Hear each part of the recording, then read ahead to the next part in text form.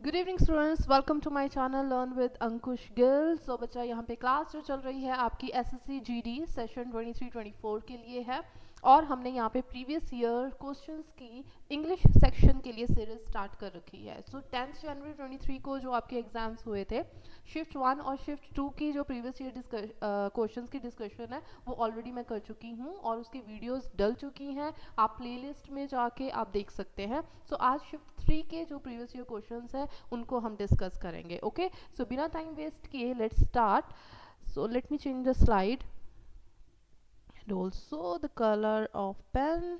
Okay, so आज का जो पहला क्वेश्चन है स्टूडेंट्स वो है fill in the blank. Okay, and क्या कह रहा है यहाँ पे, इसको ध्यान से देखिए। We would dash provide sorry we would dash to travel by train rather than bus due to the poor road conditions in the village। so यहाँ पे पहले context समझते हैं हम। बात क्या हो रही है यहाँ पे, ट्रैवलिंग की बात हो रही है। दोनों उनके पास चॉइसेस हैं। एक क्या है, एक है ट्रेन और दूसरी क्या है, बस। तो वो क्या कह रहा है, कहता मैं जो हम हैं वो ट्रेन से ट्रैवल करना पसंद करेंगे। यहाँ पे दो व्हीकल्स में से, दो मोड ऑफ ट्रांसपोर्टेशन में वो चॉइस की बात कर रहे हैं। और जब भी ऐसी कंडीशन आती है और वहाँ पे हमारे पास रादर दैन अगर लगा होता है, हम क्या वर्ड यूज करते हैं, प्रेफर। प्रेफर जो है ये हमारी चॉइस को दिखाता है कि हम दो अगर हमारे पास एंटिटीज हैं उनमें से हम किसको जो है ज़्यादा जो है प्रेफरेंस दे रहे हैं, जो हमारी चॉइस क्या है। ओके, वो कह रहा है क्योंकि रोड कंडीशंस विलेज में बहुत ही ज़्यादा पुअर है, वो क्या कह रहे हैं कि हम ट्रेन से जाना जो है, ट्रैवल जो है उसे हम प्रेफर करेंगे। ट्रेन हमारी पहली चॉइस है। यहाँ पे answer A would be the right answer. चलिए, नेक्स्ट है अंडरलाइन सेगमेंट में हमने इसको चेंज करना है। ठीक है, सब्स्टिट्यूशन का क्वेश्चन है ये। The participants are dash their roles. Participants हैं यहाँ पे, वो कुछ कर रहे हैं। ठीक है, आर यहाँ पे पहले तो ये चीज़, इसका जो स्ट्रक्चर है ना, ये आपका एक्टिव स्ट्रक्चर है। ठीक है, ये participants being subject over here, they are doing some task. ठीक है, कुछ वो काम कर रहे हैं। अब क्या काम कर रहे हैं भाई, वो अपने रोल्स के लिए रिहर्स कर रहे हैं। एक्टिव स्ट्रक्चर है। यहाँ पे आर रिहर्स, जब भी हमारे पास is am are active structure में आएगा, ठीक है, एक्टिव वॉइस में आएगा, तो हम इसके साथ हमेशा क्या करते हैं, वर्बिंग करते हैं। यानी कि वर्ब की फर्स्ट फॉर्म के साथ यहाँ पे क्या आएगा, आपका आईएनजी आएगा। आर रिहर्स नहीं होगा, हैज़ बीन रिहर्सिंग नहीं होगा। क्यों नहीं होगा, पहली बात तो ये देख लो, ये क्या है, हमारा पार्टिसिपेंट्स है, प्लूरल है, हैज़ नहीं होगा। हैव रिहर्स, ये पैसिव स्ट्रक्चर हो गया। आर रिहर्सिंग, यहाँ पे हमारी वर्बिंग आ रही है। D would be the right answer. Next option. हाँ जी, अगेन यहाँ पे क्या करना है, अंडरलाइन वर्ड को हमने क्या करना है भाई, सब्स्टिट्यूशन देनी है इसकी करेक्टली स्पेलिंग के साथ। Okay, she hit him in a moment of abomination. अब यहाँ पे कॉन्टेक्स्ट समझो ज़रा, सेंटेंस का क्या है। कहता उसने उसको मारा, हिट करना, मारा। उसने, एक लड़की है, उसने एक लड़के को, हिम है ना लड़का, उसको मारा इन अ मोमेंट ऑफ, एक मोमेंट थी। कौन सी मोमेंट थी भाई, अब ये जो अबॉमिनेशन होता है ना, अबॉमिनेशन का मतलब क्या है, ईवल, ईवल और समथिंग डिस्कस्टिंग, और that provokes us in the feeling of loathing. ठीक है, ये यहाँ पे पहली बात तो इनअप्रोप्रिएट है। दूसरी चीज़, इन अ मोमेंट ऑफ एब्रेशन। यहाँ पे जो करेक्ट स्पेलिंग है ना वो है हमारे डी, अब्रेशन। अब अब्रेशन का मतलब क्या होता है ये समझ लो। अब्रेशन का मतलब होता है which is something which is not normal, कोई ऐसी चीज़ जो नॉर्मल नहीं है, नॉट नॉर्मल, अबनॉर्मल है, हम इसको अबनॉर्मल भी कह सकते हैं, एंड अ मोमेंट ऑफ अनॉर्मली भी कह सकते हैं हम इसको। ठीक है, कोई ऐसी चीज़, कोई ऐसी सिचुएशन, ठीक है, कोई ऐसा इंसिडेंस जो नॉर्मल नहीं है, ठीक है, नॉर्मल से हटके है, अब नॉर्मल है, अनयूजुअल है, तो उसको हम क्या बोलते हैं, अब्रेशन। अब उसने उसको मारा, वैसे अगर वो नॉर्मल होती, ठीक है, अगर नॉर्मली बैठी होती या नॉर्मल सिचुएशन होती तो वो उसको शायद नहीं हिट करती, but it was a moment of अबनॉर्मैलिटी, यानी कि मे बी हो सकता है उसे गुस्सा चढ़ा हो, इरिटेशन हो, या कोई भी चीज़ है, तो उस मोमेंट में उसने उसको हिट करा। Okay, hitting in any moment is wrong, चाहे वो अब्रेशन हो चाहे ना हो। So violence, always say no to violence. Okay, चलिए नेक्स्ट क्वेश्चन है हमारा वोकैब से, है एंटीनम।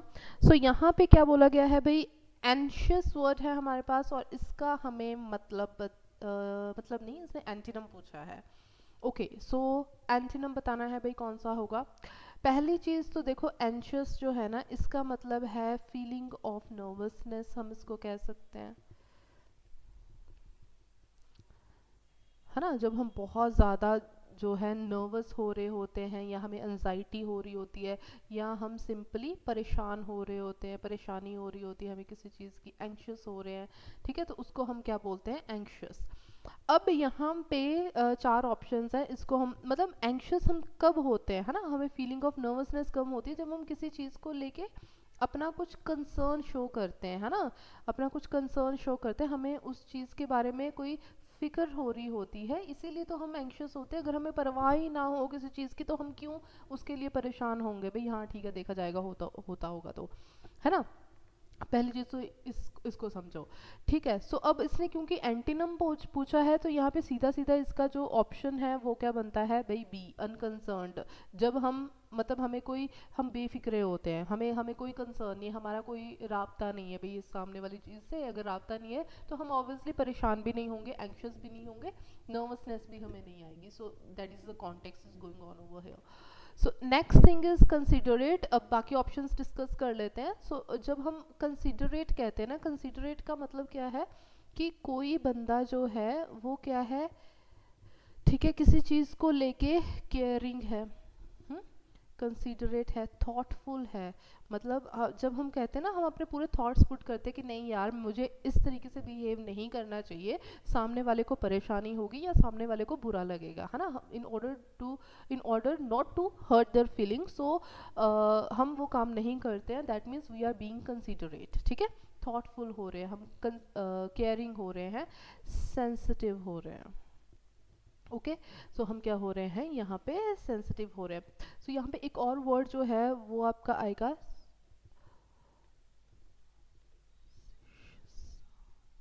सोलिशियस, सोलिशियस, यस। सो ये भी जो वर्ड है ये थोड़ा सा आपका एडवांस्ड वर्ड जा रहा है, ठीक है, एडवांस्ड वोकैबुलरी, सोलिशियस। सो इसको भी आप ध्यान में रखिएगा, ये सारा का सारा आपका किसका है भाई, ए ऑप्शन का है, ठीक है। उसके बाद है C, steeled. So what is steeled, हाँ जी, anyone, what is steeled. कल मैंने आपको एक वर्ड करवाया था, कोवट, कोवट, हिडन, कोई ऐसी चीज जो कि हम हाइड करके रख रहे हैं, कोई सीक्रेट है, ओके, सीक्रेट, सॉरी, CLA, इसको हम क्लैंडस्टीन भी कहते हैं, DES, है ये किधर जा रहा पेन मेरा, क्लैंडस्टीन, ठीक है, क्लैंडस्टीन, सीक्रेटिव, कोवर्ट हो गया, सीक्रेटिव हो गया, क्लैंडस्टीन हो गया, और सरप्शियस, सरप्टिशियस, सरप्टिशियस। सो समथिंग विच इज सरप्टिशियस, इसका मतलब क्या है कि हम उसको छुपा के रख रहे हैं, उसको हम सीक्रेट रख रहे हैं, we do not want other people to know about it, mainly because it is may be illegal और something which is immoral, so हम उसको सरप्टिशियस चीज़ को रख रहे हैं, ओके। सो ये सारे किसके सिनोनिम्स होंगे आपके, स्टील दी के, ओके, ये चीज़ याद रखना आप, मैं यहाँ पे लिख देती हूँ, ये आपका ऑप्शन सी में आएगा, ओके। और नेक्स्ट है आपका option D. So option D का सिंपली मतलब क्या होता है, प्राउड, ठीक है, कोई बंदा जो है वो बहुत ही प्राउड है, बहुत ही क्या है, एरोगेंट है, ठीक है, वो बहुत ही ज़्यादा क्या है, इक्विस्टिक है, सेल्फ सेंटर्ड है, सेल्फ सेंटर्ड है, ठीक है। सो ये आपका जो है ऑप्शन, सॉरी यार पेन उठ जा, गॉश, एक मिनट स्टूडेंट्स, कुछ ना कुछ पंगा तो होता ही है ना। हाँ, तो किधर गया पेन? तो ये आपके ऑप्शन डी के साथ है। आई होप ये पूरी की पूरी स्लाइड जो है आपको वो क्लियर होगी, और वो कैब जितनी निकाल सकते हो ना उतनी निकाल लो, बिकॉज अगर एसएससी ने एक क्वेश्चन आपको एक शिफ्ट में डाल दिया तो उसका सिनोनिम या एंटीनम अगली शिफ्ट में डाल सकते हैं, ठीक है। तो उसको हमेशा याद रखना है। हाँ जी, नेक्स्ट है identify the correctly spelled sentence. So again एक क्वेश्चन हमने शिफ्ट 1 में करा था ना।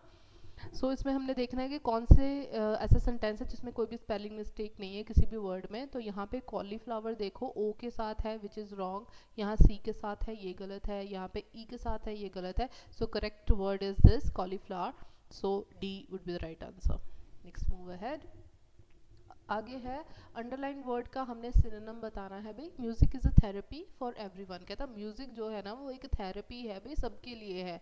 किस किस के लिए है? प्लांट्स भी खुश हो जाते हैं, बर्ड्स भी खुश हो जाते हैं, एनिमल्स भी खुश हो जाते हैं, ह्यूमन बींग्स के लिए भी ये थेरेपी है।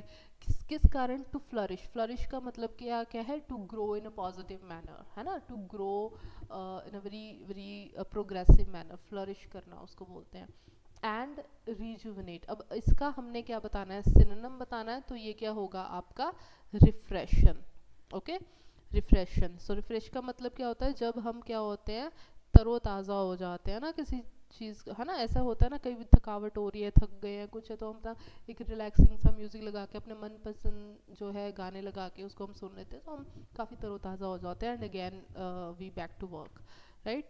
सो मॉडिफाई का मतलब क्या होता है? मॉडिफाई का मतलब होता है चेंज करना, ठीक है। प्रॉस्पर जो है ये फ्लरिश का जो है सिनोनिम होगा, प्रॉस्पर। सो बेसिकली इसका मतलब क्या है? प्रोग्रेस करना, to grow in a positive manner, to make progress. ये हो जाएगा। ओके, सो फोर्टिफाई क्या है? फोर्टिफाई का मतलब मान लीजिए ये आपका घर है, ठीक है। एक्सक्यूज माई ड्राइंग प्लीज, जो भी है ये घर है मान लो, ठीक है, ये क्यूटी सा आपका घर है।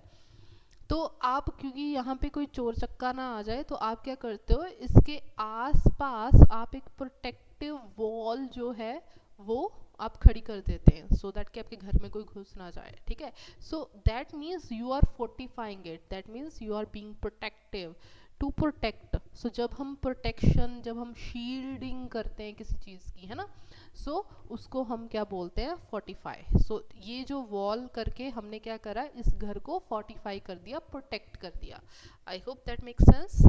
हाँ जी। So next question is idiom. देखो वो कैब कितनी भर भर के आ रही है, चाहे फिल इन द ब्लैंक्स हो, चाहे वैसे सिनोनिम एंटीनम्स, चाहे ईडियम्स की फॉर्म में पूछ ले, सो आता ही है। So after one's own heart, इसका मतलब क्या होता है?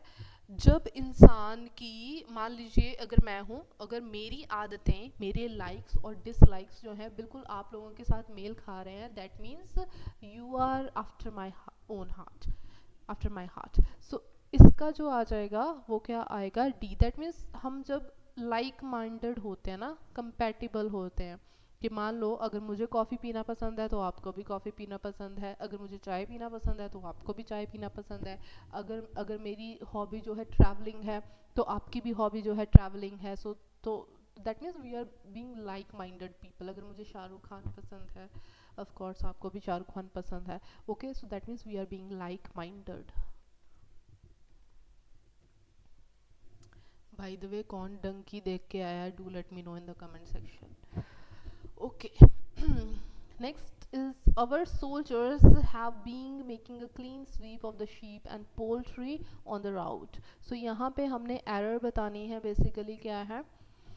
So पहली बात तो ये देख लो, हैव के साथ हम कभी बीइंग फॉर्म नहीं लगाते, ये तो अपने ओर से ही गलत हो गया। सो यही हमारी जो है वो गलत है, ठीक है। हैव के साथ हम बीइंग नहीं लगाएंगे, या तो इसके साथ वर, वॉज, बीइंग आएगा, या इज, एम, आर, ये स्ट्रक्चर होता है हमारा, इसको चीज़ को समझ लो।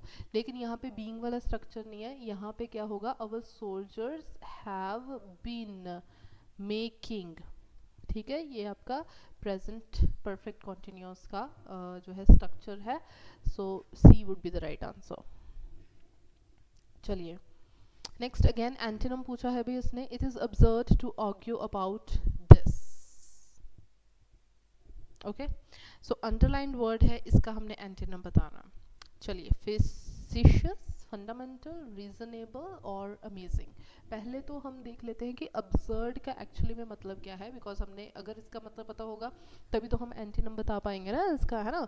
सो absurd, so absurd, something absurd, it means it is irrational, it is illogical.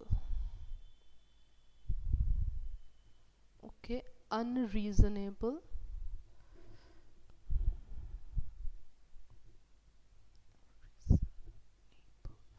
ठीक है, unreasonable। plain language में हम इसको stupid, foolish, ये भी हम इसको बोल सकते हैं, समथिंग absurd। थोड़ा सा एडवांस लेके चलते हैं, ludicrous, preposterous। सो ये सारे क्या है, इसके आपके सिनोनिम्स हैं, ओके, जो कि अब्सर्ड के लिए हम यूज़ करते हैं। ओके, समथिंग स्टूपिड, समथिंग, एक और वर्ड है and that is imbecilic, imbecilic, yes, sorry यहाँ पे बी आएगा भाई, इम्बिसिलिक, ठीक है। सो ये सारे वर्ड्स हो गए आपके अब्सर्ड के। तो यहाँ से तो आपको पता चल ही गया कि जो अनरीजनेबल है, रीजनेबल नहीं, जिसमें कोई रीजनिंग नहीं है, विदाउट रीजनिंग है, इलॉजिकल है, ठीक है। सो यहाँ पे क्लियरली इसका एंटीनम क्या होगा, reasonable, which is rational, logical, ठीक है, something that makes sense. So reasonable इसका आंसर आ जाएगा। अब नेक्स्ट इसको हम और देख लेते हैं कि बाकी ऑप्शंस डिस्कस करते हैं। इसका तो यही आंसर है, ठीक है। अब यहाँ पे फेशियस का मैं यहाँ पे लिख देती हूँ। अब ना फेशियस की थोड़ा सा इसको ना आप कॉन्टेक्स्ट में समझो। फेशियस क्या होता है ना, ये एक कोई फ़नी चीज़ होती है, लेकिन ये ऐसी फ़नी चीज़ होती है ना जो अक्सर दूसरों की हम बेइज्जती करने या उनके नीचा दिखाने के लिए हम यूज़ करते हैं। मान लीजिए अगर कोई बंदा, अगर कोई मेरा फ्रेंड है, वो थोड़ा फाइनेंशियली साउंड नहीं है, पुअर है, और मैं उसको ऐसे बोलती हूँ, अरे तू रहने दे यार, तेरे से नहीं ख़रीदा जाएगा ये फ़ोन, या ये शूज़ तुमसे नहीं खरीदे जाएंगे, तुम्हारे पास इतने पैसे ना है, ठीक है। So that means I am being facetious, ठीक है, मैं उस पर तंज कस रही हूँ, कॉमिकल हो रही हूँ, इन inappropriate way.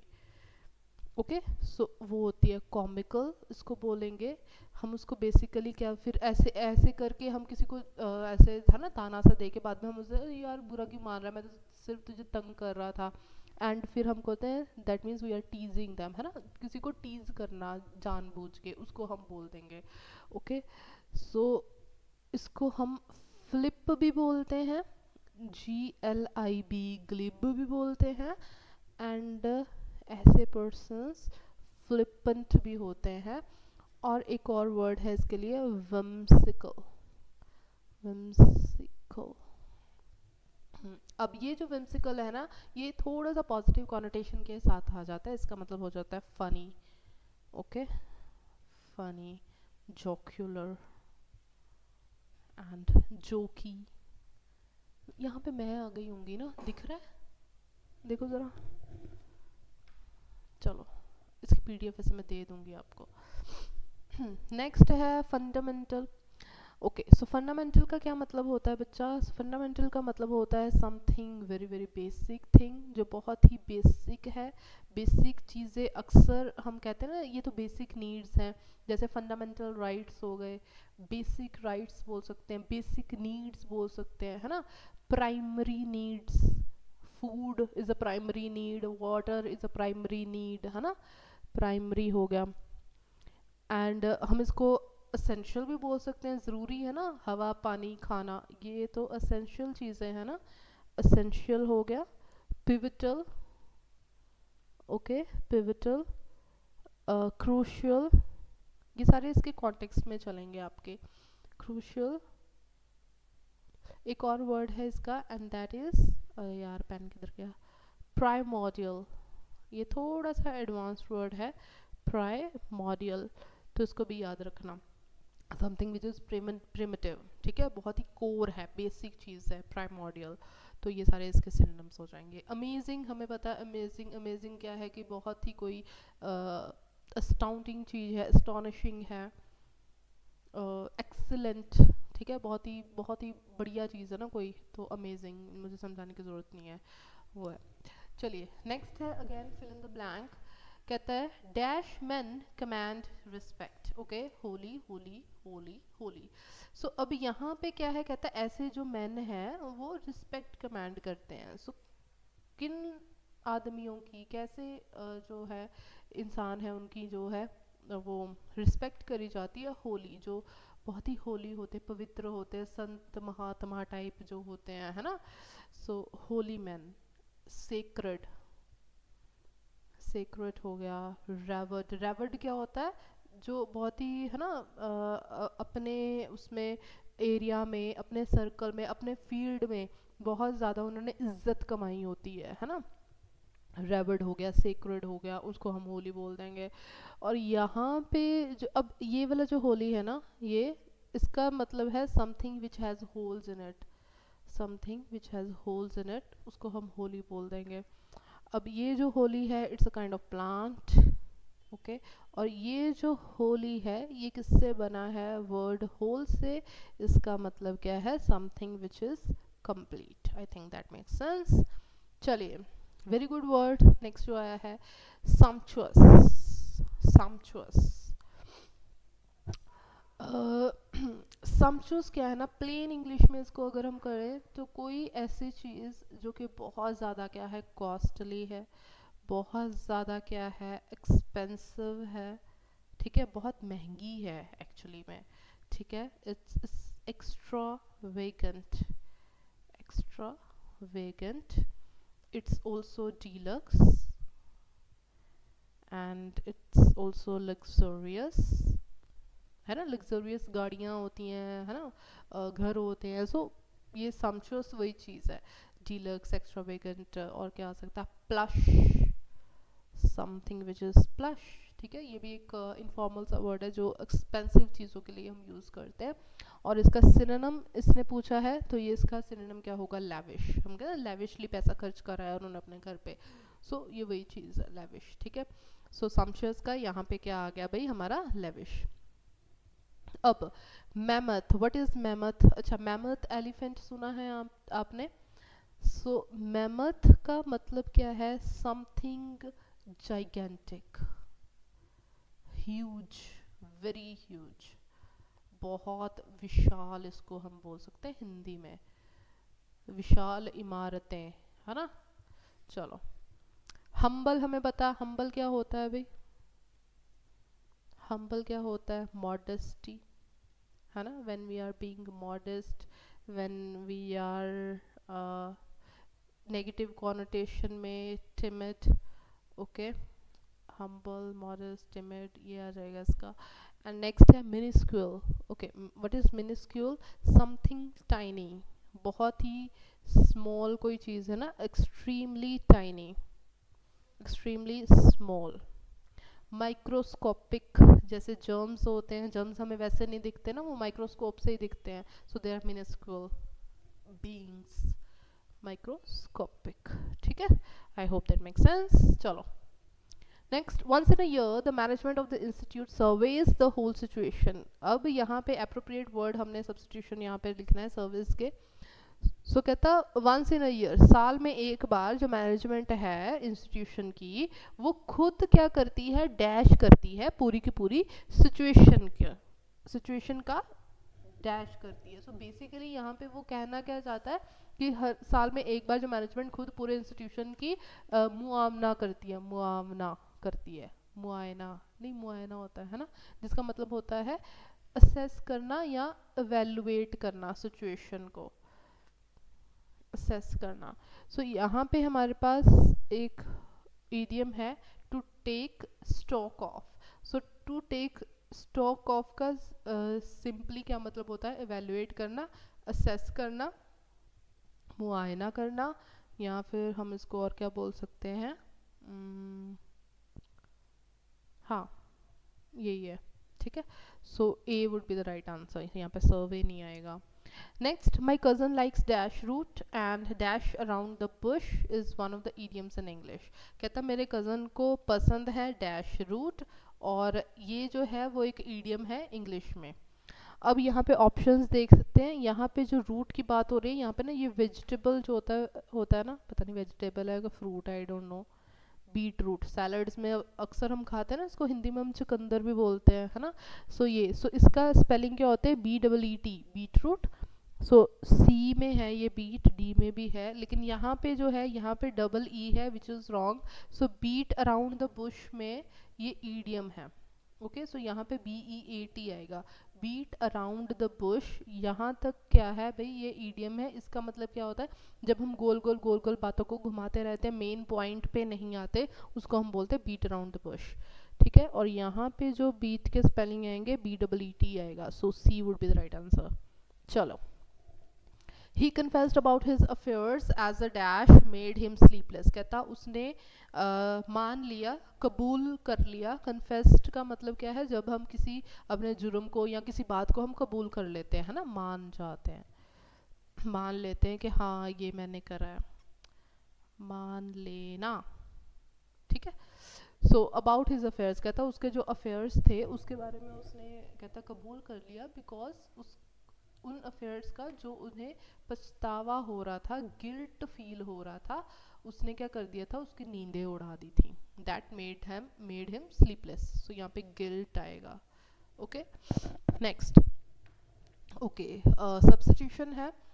The students were boring by the lecture delivered on the environmental issues। पहले तो ये चीज़ देखो, यहाँ पे कॉन्टेक्स्ट समझो सेंटेंस का, कि एक लेक्चर हो रहा है एनवायरमेंटल इश्यूज पे, और उससे क्या हो गए हैं? स्टूडेंट्स बोर हो गए हैं, है ना। जैसे तुम लोग भी पढ़ के बोर हो जाते हो, है ना, लेक्चर कोई टीचर दे रहा है, अच्छे से पढ़ा रहा है, so you people get bored. वैसे तो हमें मतलब वैसे टीचर्स चाहिए ही नहीं पढ़ाने वाले, हमें तो चाहिए कि बस हमारा टाइम वेस्ट कर दे, हाँ ही कर दे, तो फिर हम खुश हैं, है ना। चलिए, द स्टूडेंट्स वर बोरिंग। अब यहाँ पे क्या बोल रहा है कि स्टूडेंट्स वर बोरिंग। इस लाइन का मतलब क्या निकल रहा है? कि स्टूडेंट्स बोरिंग थे। स्टूडेंट्स बोरिंग नहीं थे, वो बोर हो गए।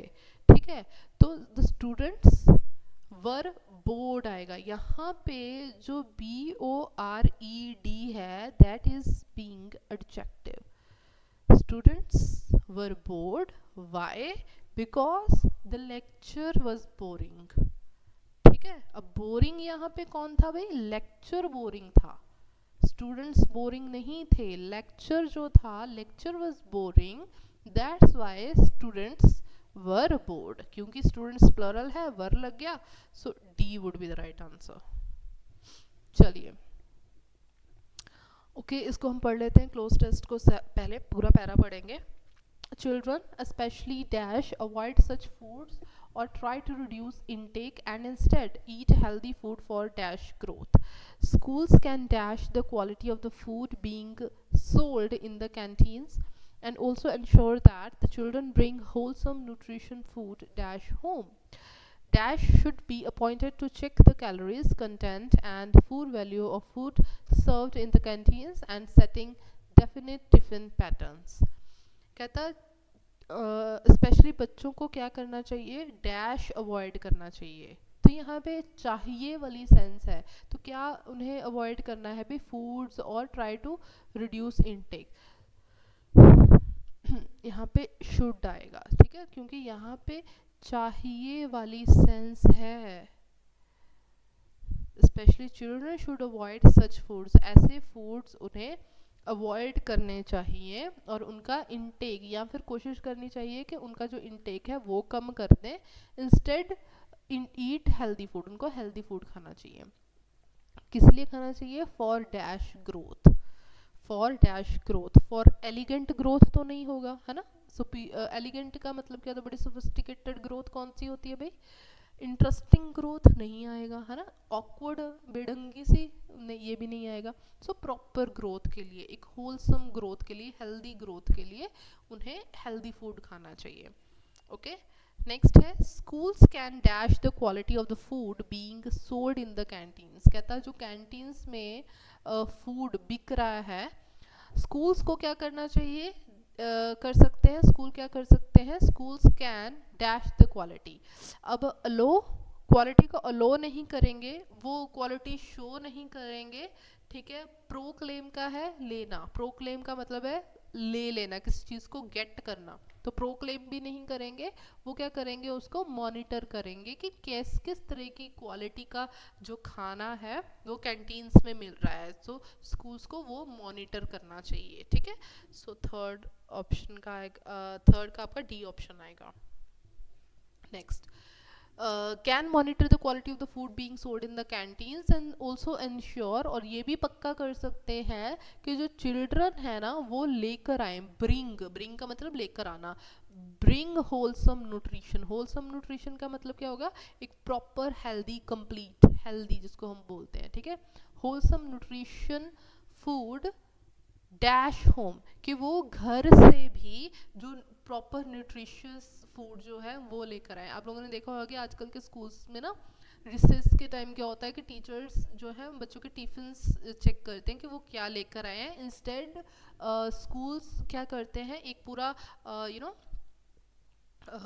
चार्ट सा बना के देते हैं, वो पेरेंट्स को दे देते हैं कि ये चीज़ें इस दिन बच्चों को लेकर आनी है, बिकॉज यहाँ पे आइडिया क्या है, बच्चों को न्यूट्रिशियस फूड देना।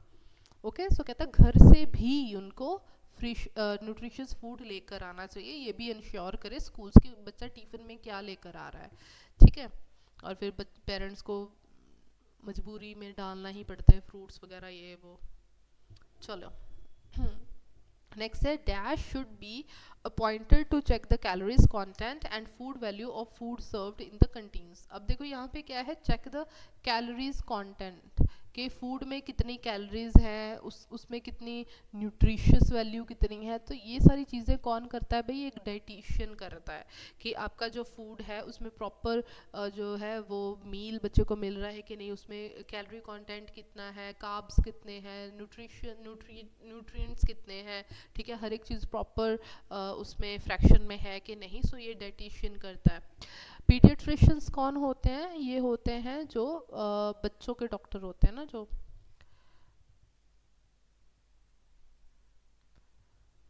बच्चों की आधा जो बच्चों के डॉक्टर, ठीक है, उसको बोलते हैं हम पेडिट्रिशियन।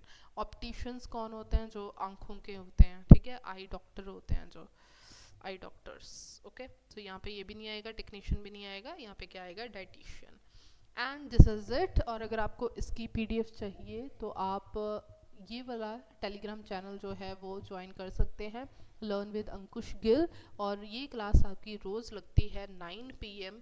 ओके, सो 9 PM पे आप मेरे साथ रोज़ जुड़ सकते हैं। And this is it, we are done with today's class. फिर मिलेंगे नेक्स्ट क्लास में, till then bye, take care.